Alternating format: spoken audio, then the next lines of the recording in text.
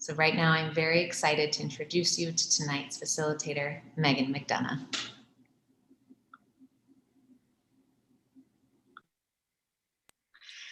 Thank you, Megan. And it's not very often I get to say thank you to another Megan. This will be Megan W. I am Megan M. And it is an absolute delight and pleasure to spend my Sunday evening with you tonight. So I would just ask us all to come together with a deep inhale and a big exhale. One more deep breath in. Big exhale. Thank you for that. I always enjoy coming together and just getting a sense of breathing the same air before we jump into tonight's session. So I might know some of you because I've had the great pleasure of working with Caroline and her team in running the Positivity Hour with the JCC. We began that when the pandemic began and we had to shut down the JCC. And tonight we have two wonderful folks coming back who are featured in that Positivity Hour that have joining us here tonight to sort of set the stage for hope during this time. So I'm very excited to introduce to you my friends and colleagues. So let me introduce to you first, Scott Barry Kaufman. So Scott is a humanistic psychologist exploring the depth of human potential. Dr. Kaufman received a PhD in cognitive science from Yale University, and he's taught at Columbia, NYU, the University of Pennsylvania, and elsewhere. He hosts the Psychology podcast, of which I am a subscriber. I listen to it all the time. It is the #1 psychology podcast in the world. And he is the author and/or editor of 9 books, including Transcend, the New Science of Self Actualization, Wired to Create, Unraveling the Mysteries of the Creative Mind, and Ungifted, Intelligence Redefined. In 2015, Scott was named one of the 50 groundbreaking scientists who are changing the way we see the world by Business Insider. Aren't we very lucky to have him here tonight? We also have Dr. Dan Tomasulo, who is the academic director and core faculty at the Spirituality Mind-Body Institute, Teachers College in Columbia University. He holds a PhD in psychology, an MFA in writing, and a master's of applied positive psychology from the University of Pennsylvania. He is an internationally recognized leader in the field of positive psychology and hope, and a review editor for Frontiers in Psychology's special section of positive psychology. And ShareCare named Dr. Tomasulo as one of the top 10 online influencers on the issues of depression. His most recent book, Learned Hopefulness, The Power of Positivity to Overcome Depression, is hailed as the perfect recipe for fulfillment, joy, peace, and expansion of awareness, or so says Dr. Deepak Chopra. So welcome, dear Dan, welcome, Scott. I'm so glad you're here. So glad to be here, and thank you so much for that wonderful introduction. I'm a big fan of yours, Megan. So it's really wonderful to have such a great introduction from you. Absolutely, just so exciting to be here. I'm really looking forward to chatting with you today, Dr. Tomasulo. You know, I have a great fondness for your work, and you do so much, you know, from psychodrama techniques to healing people with anxiety, and then this idea of learned hopefulness. When did you start to get interested in hope? Is this a long-term interest of yours, kind of spanning your whole life, or is it more recent? You know what's so interesting? I think I had gone through a very tough time personally, And I was already a psychologist and have a practice and, working in a clinical manner for probably 25 years at that point. And what surprised me when I went through a really difficult time was that none of the tools that I had learned or practiced really helped very much.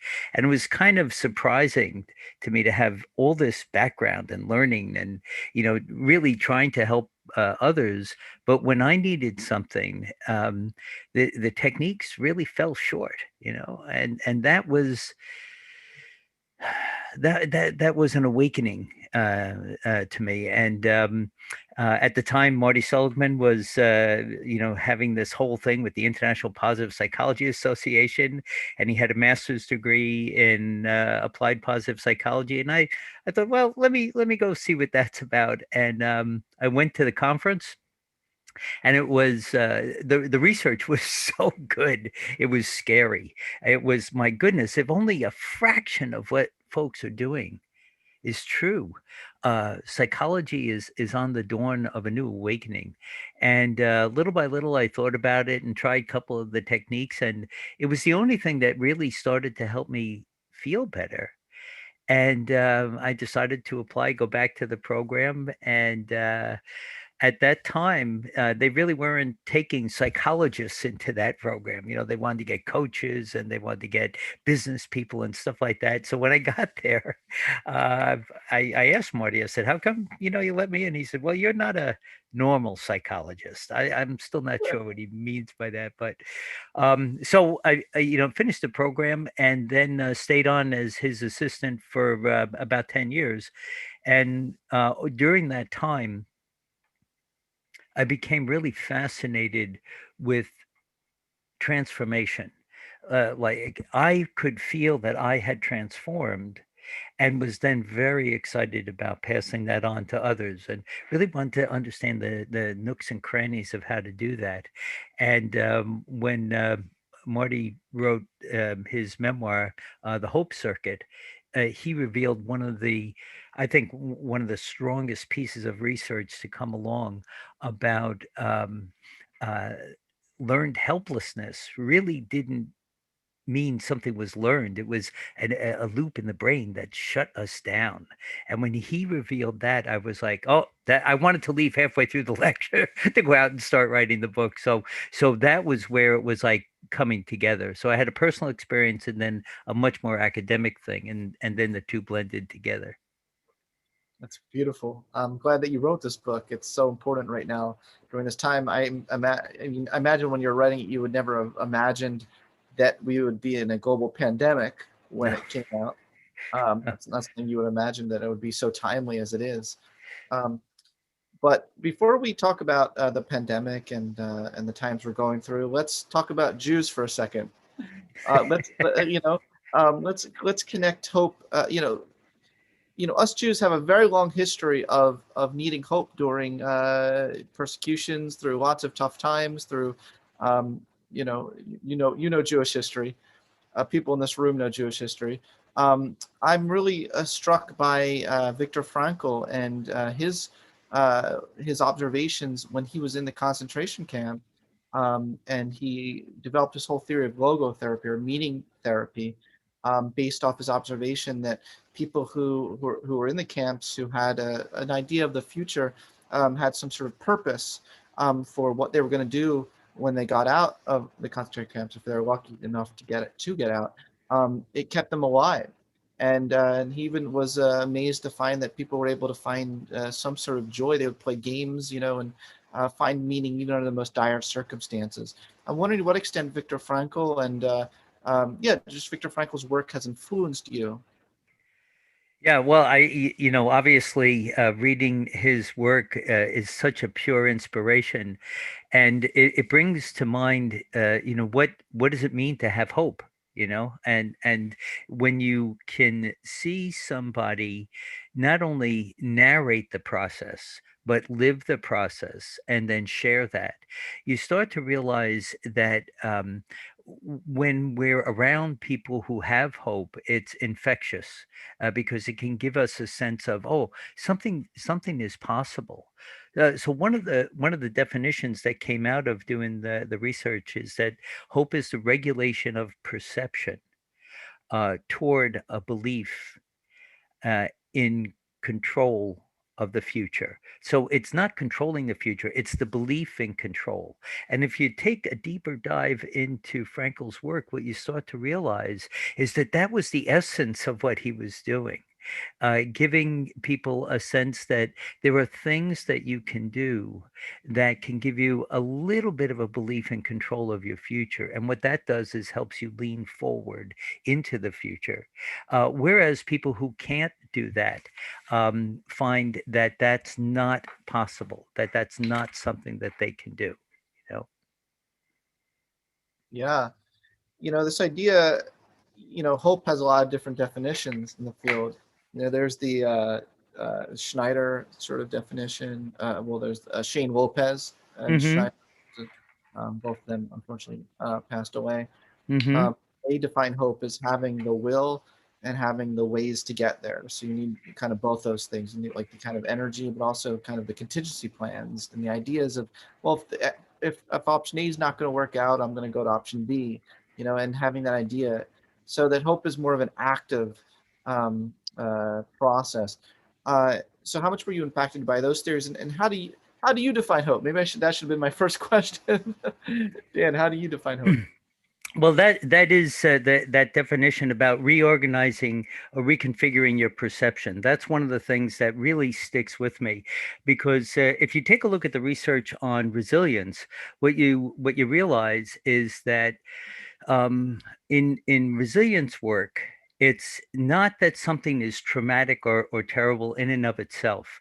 George Bonanno's work is really instructive in this regard, because what he says is that our traumatic experiences are only potentially traumatic experiences, right? He has something called PTE. It means that we don't necessarily have trauma, but what we do have is a potential for trauma.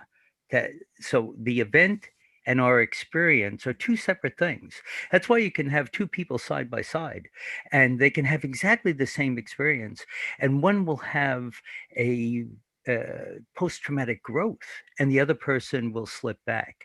And I think what's lovely about that is that it unhooks us from the dynamic that an event in and of itself has to cause a reaction, that we have more control over our perception than we might think. I love that idea, and that ties in that ties in quite a bit with the emerging field of post-traumatic growth. Mm-hmm. Could you maybe tell people a little bit about this emerging field of positive psychology, post-traumatic growth, and then we'll talk about how in the heck we can have some post-traumatic growth right now. I know a lot of people in this room wouldn't mind having some. Exactly. One of the things that has happened after 9/11 is that some researchers, particularly Tedeschi and Calhoun, went in and tried to understand a bit about why did people have such a range of responses. They were expecting many more people to have PTSD than did.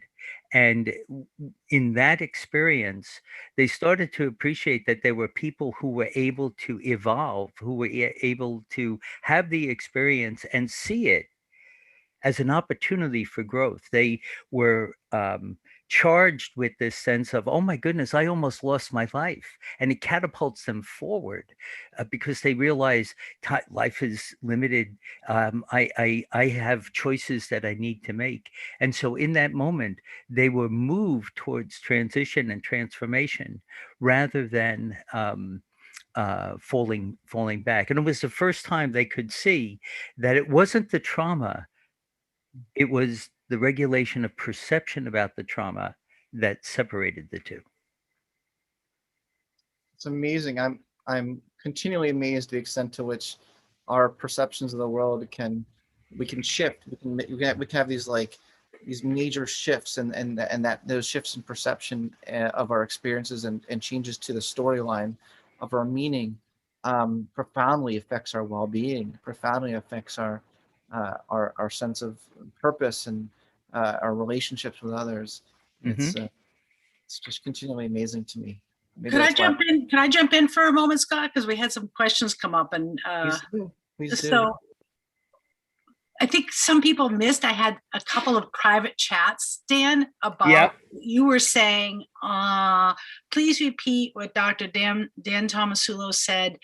Hope is a perception of control of the future. So there were a couple of people wanting you to go back when you were answering that question. Sure. If you could repeat that. Sure. And then someone else asked to repeat a quote. And I'm sorry, Lainey, I'm not sure what quote you were asking for. So someone asked for a quote repeat and someone asked for that hope.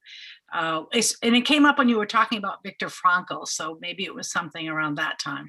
Sure. Hope is a regulation of perception toward a belief in control of the future. And the key word there is belief.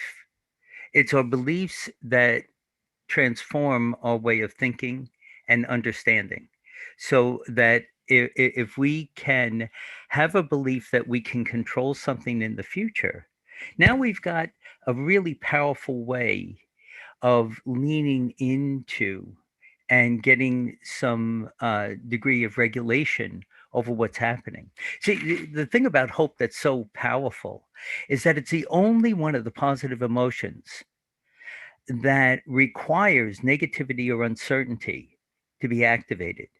So the things that normally push us back with hope are really activating us and moving us forward. That's powerful stuff. That's very powerful stuff. And I'd love to use that in context for both of you, both you, Scott, and Dan, to think about when, just before I got on, I was reading the news over, obviously, in Israel. When we talk about things that seem so big, and Scott, in your book, Transcend, you talk about bigger things in the self. And Dan, that's also true of hope. How can we context perhaps our American Jewish folks when we look at the problems that they're having in Israel now? How could we context that given the psychology of today? I'm not sure that we can have one answer that will ameliorate a variety of issues. But I do think if we think about some of the principles that help to regulate hope, such as calibration. A lot of people think that circumstance causes how we respond, causes our response to hope. And yet what we have is a calibration of our goals. So what's happened during the last year, people had goals set here, they were dashed, they were shattered assumptions with that. And because of that, they had to regulate themselves. And they had to regulate themselves tremendously in getting those goals closer to where they're at. When you start to think about calibration, then you realize you have some control. And that's the thing, I think, that has a very wide and very universal appeal. Thank you. And Scott, did you have anything from your perspective to add to that? Not at the moment, no, thanks. I was wondering if Dan could give us some of his, don't give us all the secrets, but you gave me some really wonderful activities that in my, I wrote this article, review of your book, and some of those activities. Do you mind giving people in the room here today some of those techniques that we can do? Sure. I think one of the things with this is my interest in hope really grew out of a lot of the things that was happening in my own life. So there was an internal sense of what is it that I could do that would help make me feel better, make me more engaged with life, those kind of things. And what I found out is that the interventions were really set up on timelines. So if you think about it, gratitude is kind of like the low-hanging fruit in positive psychology, because gratitude is always about something that has taken place. So that's an intervention from the past, right? Whereas something like kindness or dispositional mindfulness is always about the present, and hope and intention and faith is about the future. So I like to start with interventions that have to do with gratitude, because they're already there. You don't have to dig very hard for them. You have to maybe uncover them, highlight them, amplify them, but they're already there. So you don't have to go through the work of creating something. So the first thing I would say, and I can tell you the experience. It's probably too much for us to do, but I can tell you the experience and encourage you to do it.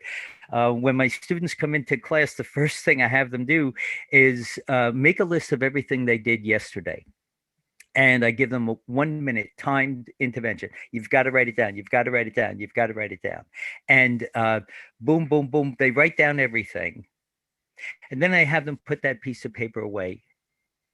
And then I invite them to look at the same day, the same 24 hours. But now look for 3 things that they have gratitude for.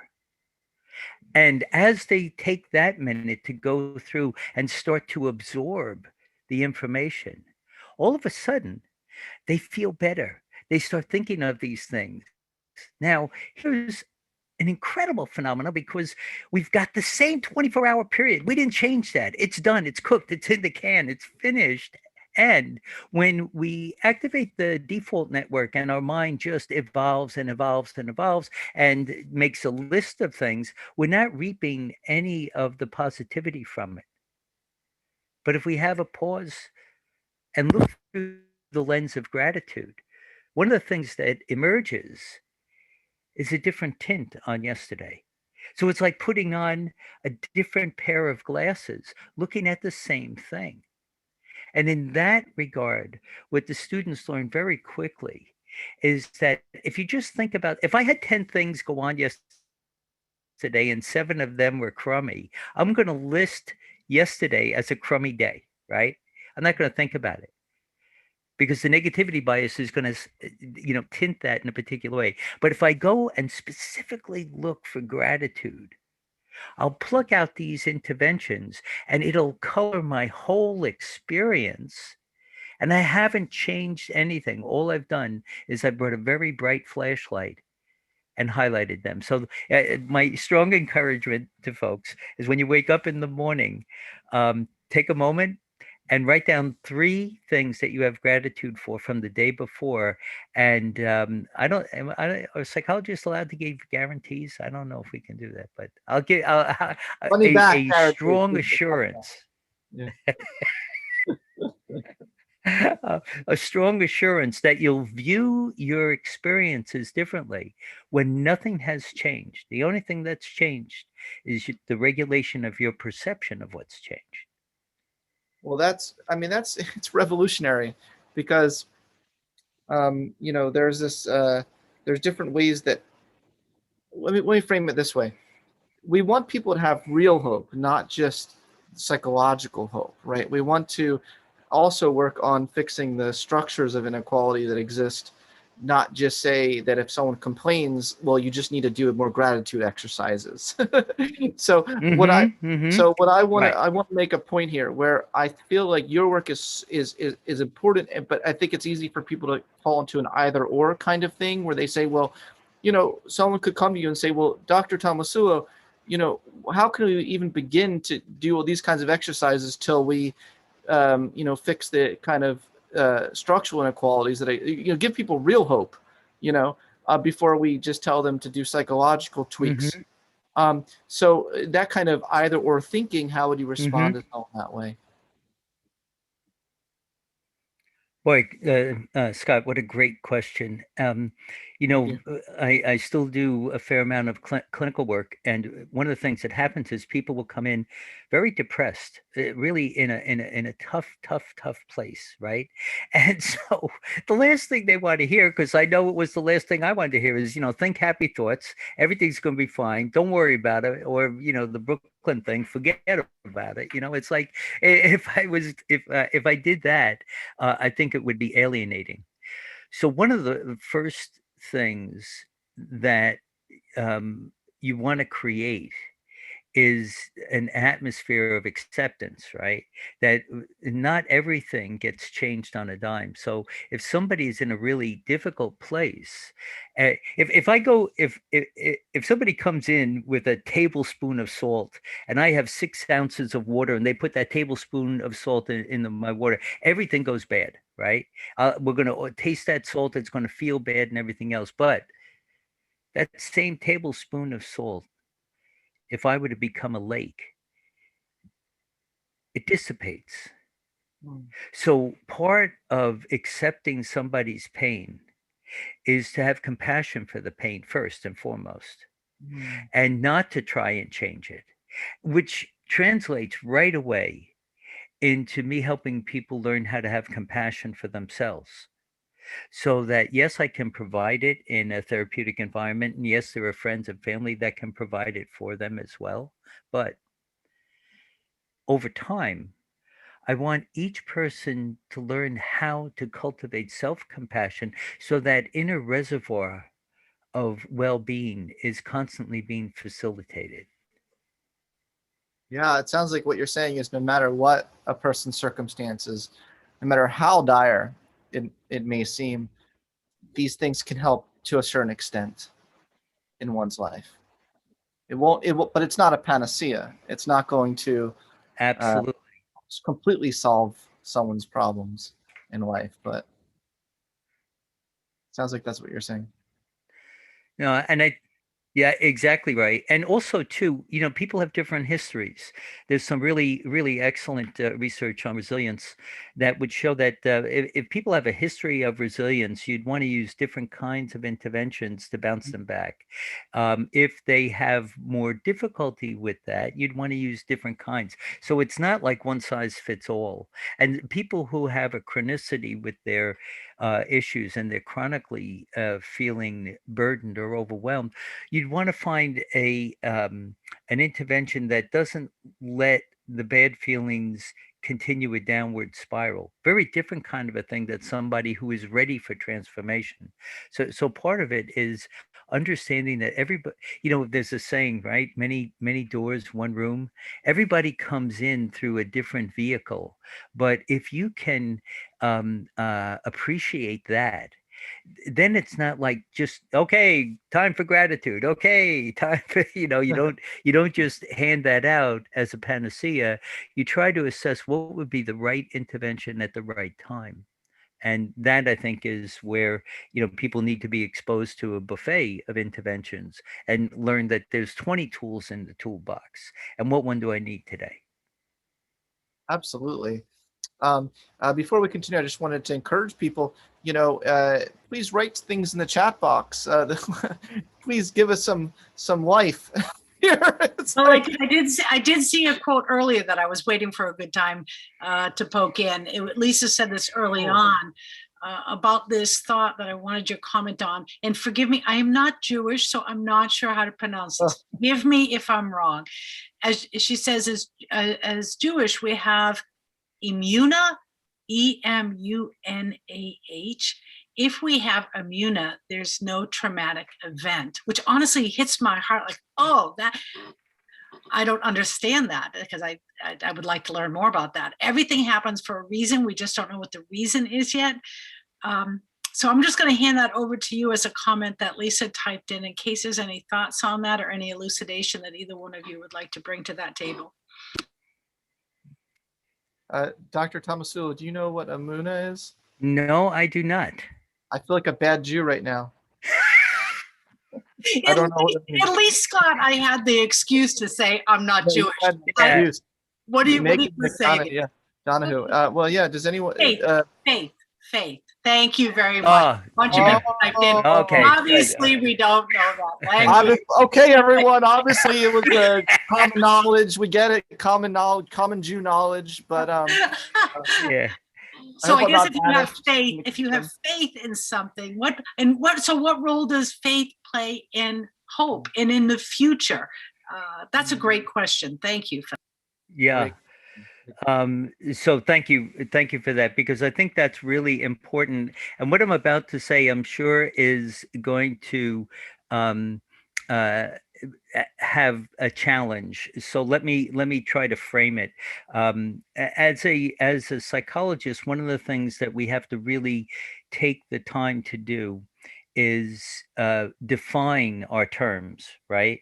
And we use terms like hope and faith interchangeably. And I was certainly somebody who did that. But when we try to define the implication of what hope is versus what faith is, for the science part of it, hope is the belief that you're going to have some control in the future. It's a personal sense of agency, right? Whereas faith is that you've surrendered that belief to something greater than you. So just for the sake of distinction, there are two layers of that. So the hope part is, and I couldn't agree more, by the way, with the quote, because I think that they're interactive.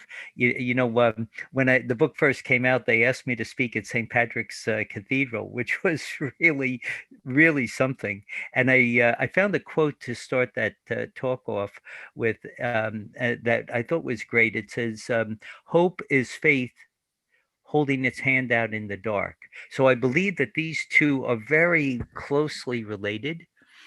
And the best example I have of this is from the great pitcher Catfish Hunter.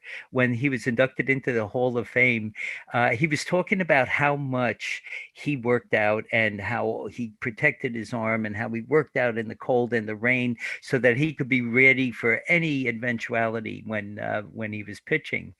And he says, but no matter how hard I work, no matter how hard I train, there comes a point I have to let go of the ball. And I don't have control anymore. And I have to put faith that all the work I've done up to that point is going to carry forward. And I thought that was such a beautiful way to talk about the dovetail between what we can control in our life and what we have to let go. So I'm not sure if that answers the question, but I found for me it was a good way to realize there are things I have to manage in my life, and there are things that I absolutely have to have faith in once I've done all I can. Well, that's beautiful, but let's get into this, because Julie said, I will respectfully disagree. I'm glad it works for some people, and that's fantastic, but to say everything happens for a reason leaves a lot of people out and doesn't always land right. Acknowledging the pain of things seems more helpful than, quote, everything happens for a reason, end quote, and faith can be very hard for many. I think it's a very interesting point, Julie. Yeah, do you want to respond to that? That's why I study hope rather than faith. Great answer. I'm somewhat serious about that. For me, I think my personal experience and the intersection with the research was, what can I do to transform how I'm feeling? What's the pivot point? Where is the fulcrum point, the balance that I can bring to something? And I certainly have faith in the work. Like, if I do this, I think it's going to help, right? Like that kind of thing. But I think we need both, to be fair about it. I think you have to know what it is you have control over. I mean, I think it's a serenity prayer in many ways, right? What can you control and what you can't? And the real difficult thing for people is where they let go. Because it's the people who let go too soon. Oh, I can't control that, when really maybe recalibration might be the thing. and just say, I can't control this, but I can control this. I worked with a woman who was diagnosed with cancer, and she had a terrific job at the bookstore. And she loved her job, worked full time. When she had to go for the treatments, she couldn't work at all. And it was devastating for her because she had it as an on-off thing that she either was going to work or not. And what we ended up doing is 3 days a week, she relieved somebody during their lunch hour and just worked 3 hours a week.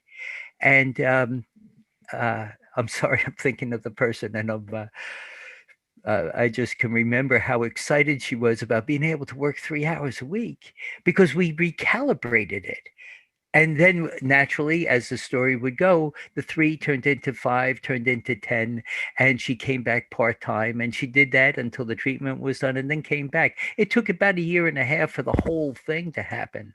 But it wasn't, it was about what does she have control over and not letting go of everything, but to recalibrate. Recalibration, I think, is an exceptional way to understand this. Wow. Does is faith a necessary but not sufficient condition for hope? You know, because Lee Gavrieli asked, "How can you find hope if you've lost your faith?" Which made me wonder: is faith a necessary condition?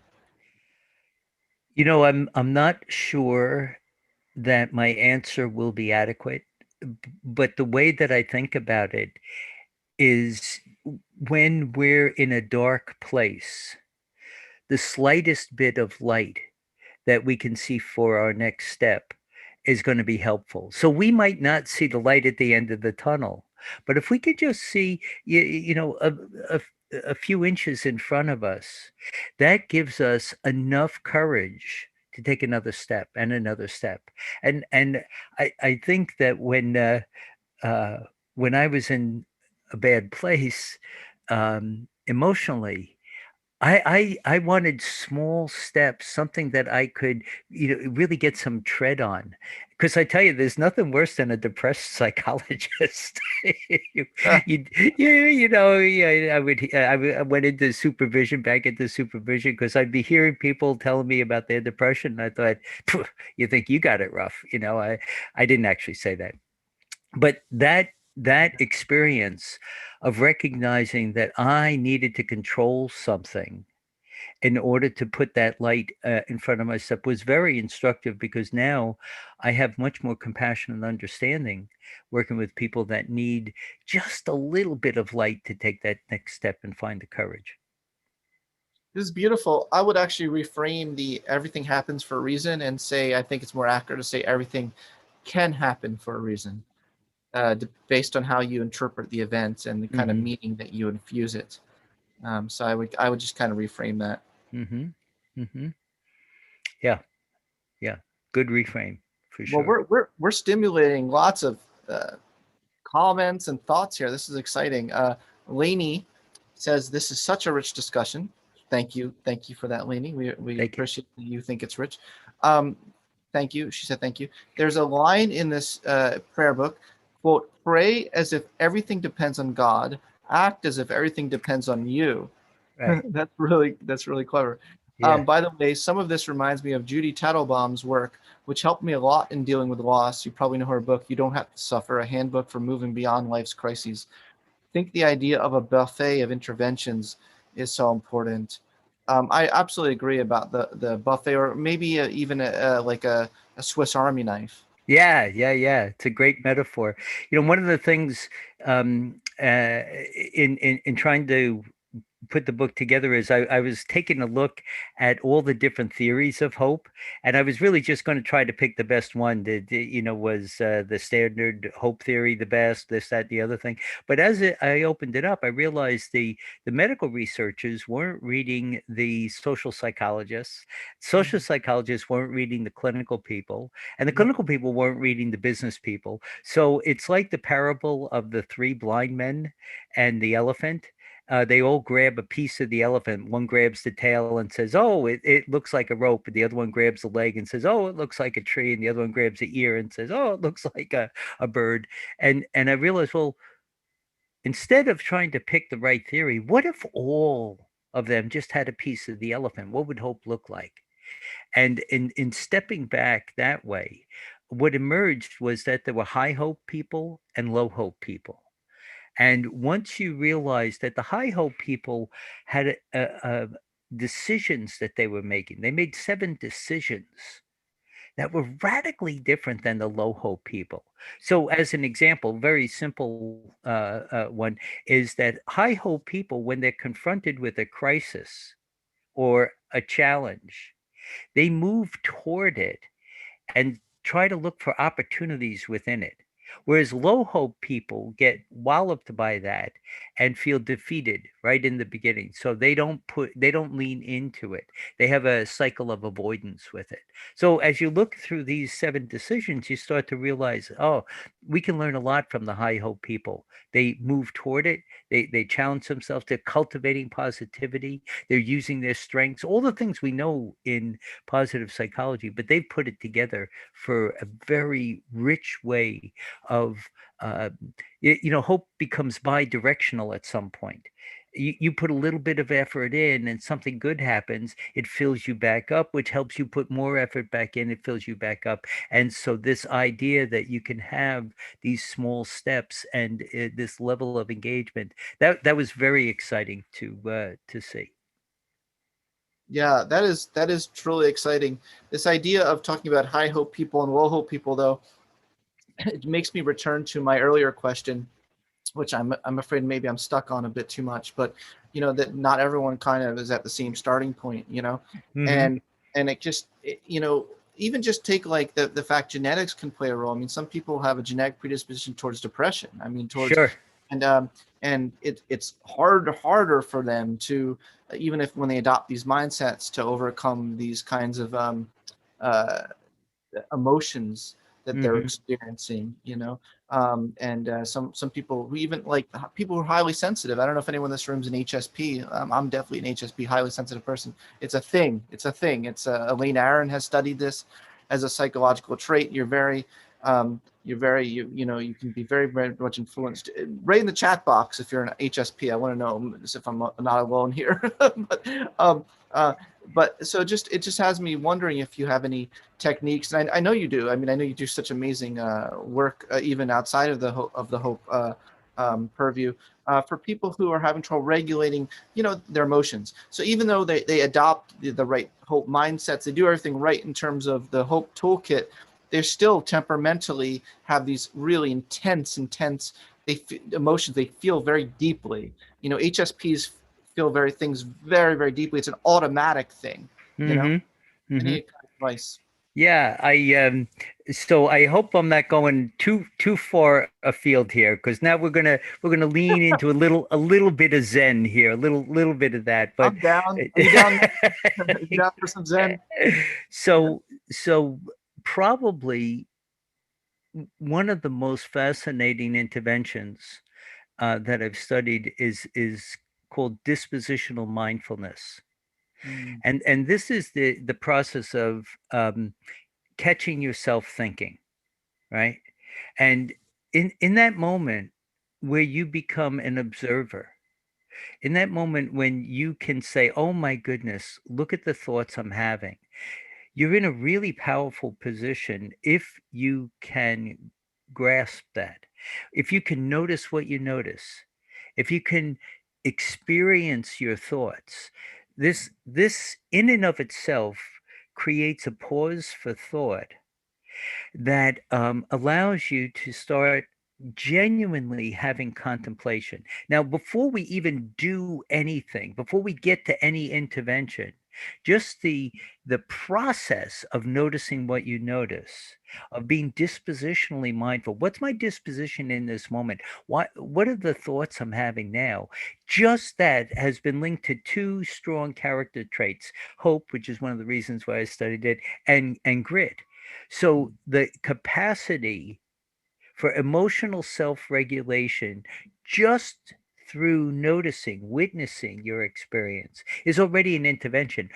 People have asked me for metaphors about this. I said, it's like you finally decide you want to go work out, and you walk 5 miles to the gym and the gym is closed, and you walk back home. So the next day you decide you're going to walk to the gym again. You walk to the gym, it's closed again. By the end of the week, you're in shape. It's the process. It's the I love process that. of starting to regulate. So catch yourself thinking, notice what you notice, and observe the vivid. I'm calling on my inner Allen Ginsberg here. That's from his poem Cosmopolitan. It's a powerful way of taking stock in what your thoughts are, because it's when your thoughts hijack your mind that you can be in trouble. The minute you can step back, it creates two entities, the self and the thoughts the self is having. Not That's too great. Zen, leaning Zen, partial No, Zen. it's Zen enough. Good enough. I like it. Um, Rob Shoshana asked a question that resonated with a bunch of people in this room, which is God in this conversation at all? Well, I added the at all part, but is God in this conversation? Yeah, very much so. The the work I do at Columbia is in the Spirituality Mind Body Institute, and I don't think you can talk about positive psychology, uh, talk about hope, without asking some deep questions about God and having a transcendent relationship with God. Some of the research that comes out of our institute, particularly through Dr. Lisa Miller, has to do with a transcendent relationship being the number one emotional prophylactic for adolescents. They are going to be protected at a tremendously higher rate from things like risky behavior, drug abuse, suicide, if they develop this inner dialogue. So God is very much on the agenda. Um, the thing for me is I really do want to find that stairway to heaven. I like step by step, do this, do this, do this, and then the miracle happens. But it's very much there. So but we try to study what happens to the brain during a spiritual awakening. We find out that areas of the brain thicken, the cortical thickens. What happens to adolescents that have this transcendent relationship? Well, they feel more anchored and are less susceptible to things. So you can study very tangible outcomes when people have a strong spiritual connection. Yes. And Dan, I couldn't be more proud of you, by the way, for this position that you have and at Columbia. I mean, it's really prestigious. You know, I'm so proud of you. How's it going over there? I have to tell you, people always say, "Oh, how does a calling happen?" Because you seem to have a calling. I said, I know exactly how it happens. Dr. Lisa Miller calls you and tells you you have a position at the university. That's how you get a calling. It was quite a surprise. It was quite a surprise. But I've been teaching there for a few years, and the teaching positive psychology in that venue has been so exciting, because it's allowed me to learn from the students really how they're applying it in their spiritual lives, and I just feel very grateful for the opportunity. I'm sure they're grateful too to have you. Um, what's just some of the things that you've learned the most since you've been there about like teach us the cutting edge of the psychology of spirituality. You know, like if we broaden the lens for a second, what are some of the most exciting new things that you're excited about in that field? I think it's threefold. The first is that there's an incipient moment in conflict when you first step on the rake and something hits you. Mm. And that's that moment, my Asian students have showed me this, and John Kennedy, I think, is the one who brought it here, that the symbol in Chinese for crisis is danger and opportunity. But what that really means is that there's an incipient moment where you have to decide, are you going to respond as if this is danger or if this is an opportunity?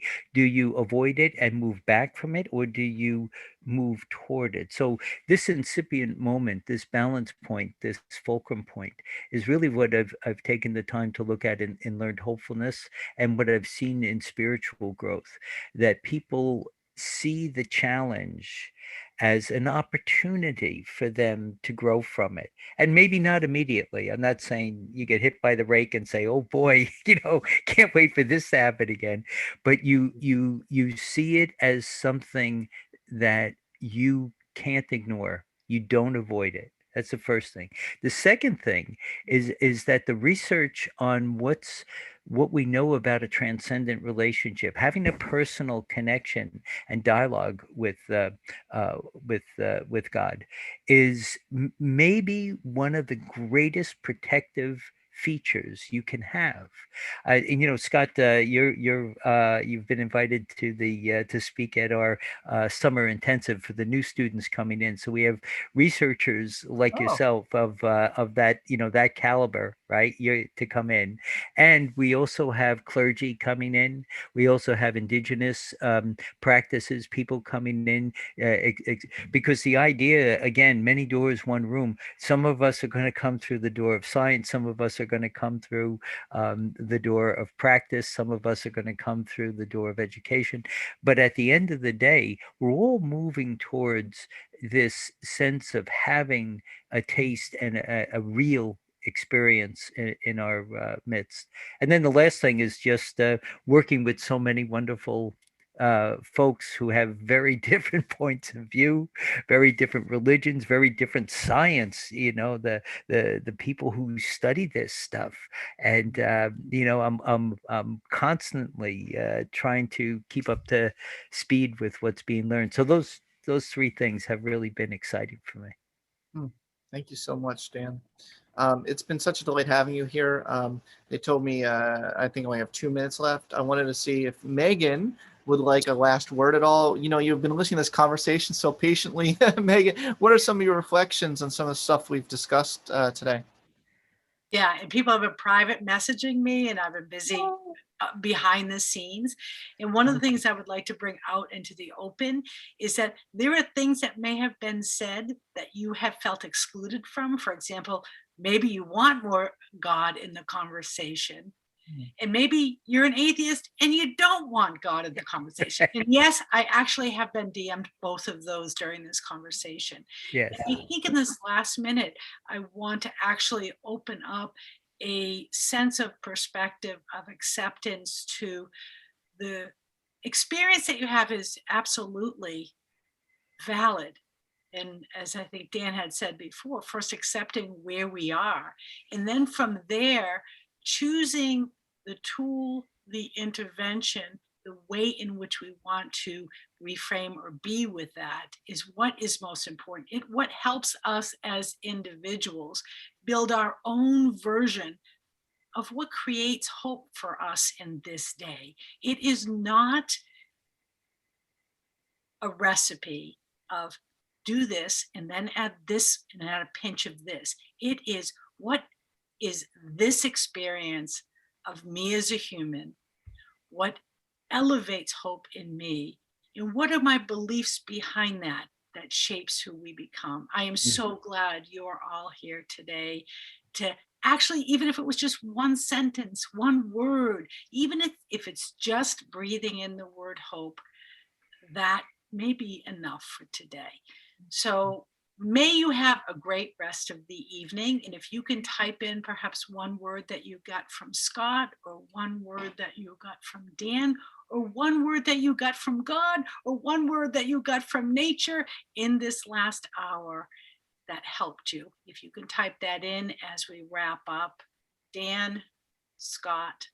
Megan, I'm so touched by the way you just navigated that whole issue. I'm so touched by your expertise and skill, your social skills there. So I just wanted to say that. Like, God bless you. Or no, God bless you. Or no, God bless you. I know. As soon as I Right. said that, I thought whatever Yeah. God means to you. Yeah. Yeah. Thank you. Thank you. Thank you. Thanks so Well, much. So thank you to the JCC. You guys all have a nice long night ahead of you. And one of the first things I said when Caroline asked me to do this, I said, thank goodness you have me on it at 8:30, because by 2:30 a.m. I would be a whole different person. Thank you all for joining me. And we can read these great comments that's coming through. I so appreciate it. Enjoy the rest of the night, everyone. Be well. Much love. Thank you. Thank you, And Scott. Thank you, much Megan. hope to everyone. Much hope to everyone.